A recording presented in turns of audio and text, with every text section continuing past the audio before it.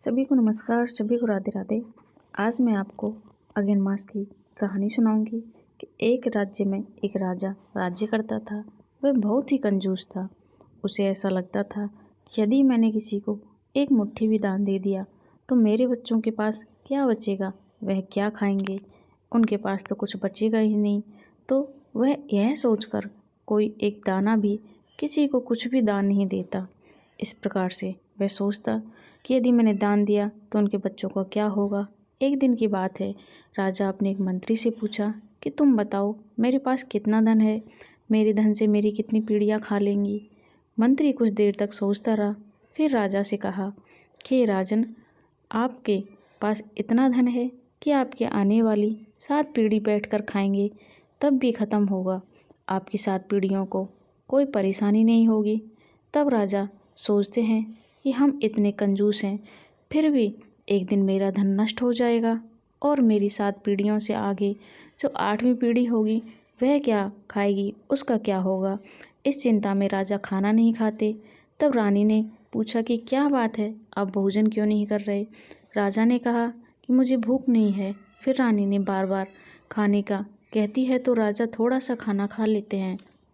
इसी तरह कई दिन बीत गए और धीरे धीरे राजा बीमार पड़ गए। अब रानी को बहुत चिंता होने लगी कि राजा को क्या हो गया है। एक दिन की बात है, राजा के दरबार में एक संत महात्मा आए तो रानी ने राजा की सारी हालत बता दी और संत ने कहा कि बाबा, मेरे पति तो किसी को दान नहीं देते, लेकिन अभी वह सो रहे हैं, इसलिए मैं आपको अन्नदान देती हूँ। फिर रानी ने संत महात्मा को अन्नदान दिया और कहा कि बाबा, मेरे 1 महीने से मेरे पति बीमार हैं, पता नहीं उन्हें किस बात की चिंता है। बाबा ने कहा अपने पति को बाहर बुलाओ। राजा बाहर आए और तो बाबा ने कहा कि राजन, आपको क्या हुआ है। तब राजा ने बताया कि मेरे एक मंत्री ने कहा है कि तुम्हारी 7 पीढ़ियाँ तो बैठकर खा लेंगी, तो यह बताओ बाबा, मेरी 8वीं पीढ़ी क्या खाएगी, मुझे यही चिंता है। तब बाबा ने कहा कि जंगल में एक बूढ़ी माई रहती है, वह बड़ी माँ प्रतिदिन भीख मांग कर खाती है, आप उनके पास जाओ और अनाज लेते जाना, तुम्हारी समस्या का हल वह कर देंगी। तब राजा सोचते हैं कि वह मेरी समस्या का हल कर देंगी, लगता है वह मुझे धन देंगी। राजा ने एक बोरा अनाज ले लिया और जंगल के लिए निकल गए। जंगल में जाकर उस बूढ़ी माँ से मिले। राजा रानी ने कहा कि माई, हम आपके लिए अनाज लाए हैं, आप रख लीजिए। बूढ़ी माँ बोली, बेटा, मैं तो रोज़ मांग कर लाती हूँ और रोज़ खाती हूँ। रानी बोली, माई तो कल खा लेना। बूढ़ी माँ ने कहा, कल का कल देखा जाएगा, मैं आज अन्न मांग लाई हूँ और मैं इतने अनाज को कहाँ रखूँगी, आप अपना अनाज वापस ले जाएं।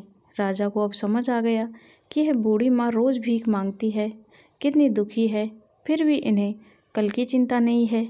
एक हम हैं जो यह सोचकर परेशान रहते हैं कि 8वीं पीढ़ी क्या खाएगी।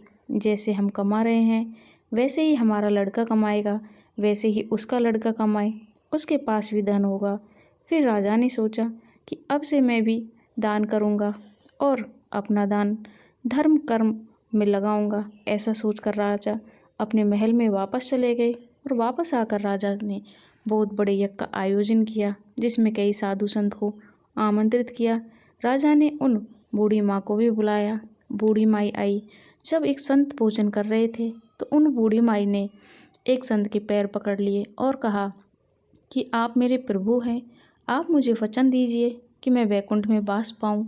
यह सब देखकर राजा बोले कि माई, यह क्या कर रही हो। तब बूढ़ी माँ बोली, यह मेरे प्रभु हैं, इन्होंने मुझे वैकुंठ जाने का वचन दिया है। राजा ने वैकुंठ क्या है ऐसा पूछा। तब बूढ़ी माँ ने कहा, जो लोग दान पुण्य करते हैं, पूजा पाठ करते हैं, भजन कीर्तन करते हैं, उन्हें वैकुंठ प्राप्त होता है। ऐसे लोग मरने के बाद भी सुख भोगते हैं और जो पापी होते हैं उन्हें नरक में दुख भोगना पड़ता है। राजा को अब सब समझ में आ गया। वह बूढ़ी माई के पैरों में गिर पड़े। जय हो भगवान विष्णु की। आपको यह वीडियो पसंद आई हो तो प्लीज़ कमेंट बॉक्स में कमेंट ज़रूर करें और यदि मेरी वीडियो को ज़्यादा से ज़्यादा देखना चाहते हैं तो प्लीज़ चैनल को सब्सक्राइब करें, लाइक करें और कमेंट करें।